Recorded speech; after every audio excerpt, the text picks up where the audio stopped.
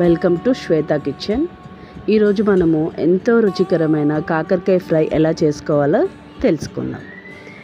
ముందుగా ప్యాన్లో కొద్దిగా ఆయిల్ పోసుకొని 2 టేబుల్ స్పూన్స్ ఆఫ్ ఆయిల్ పోసుకొని కొంచెం వేడి కానివ్వాలి. అయిన తర్వాత కొద్దిగా ముందుగా కట్ చేసి పెట్టుకున్న 2 ఆనియన్స్ చిన్న చిన్న స్లైసెస్లా కట్ చేసుకొని వేసుకోవాలి.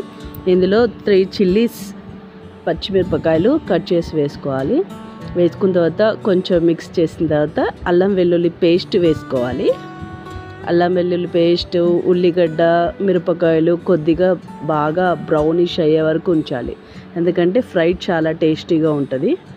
సో దీంట్లోనే కొద్దిగా సాల్ట్ వేసుకోవాలి.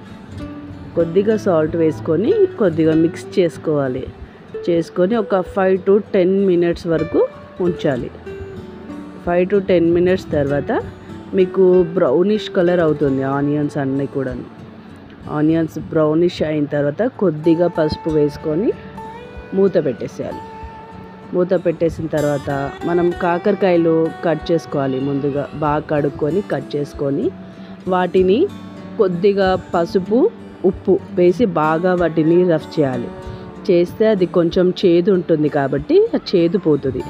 అప్పుడు దాన్ని ఫ్రెష్గా ఆయిల్ వాటర్లో కడుక్కొని క్లీన్ అయిన తర్వాత దాన్ని మొత్తం ఏదైతే మనం కాకరకాయ కడిగి పెట్టామో అవన్నీ ముక్కలు కూడా మనము ప్యాన్లో వేసేసుకోవాలి. వేసుకున్న తర్వాత కొద్దిగా దాన్ని మిక్స్ చేసేసి కొద్దిగా సాల్ట్ వేసుకోవాలి.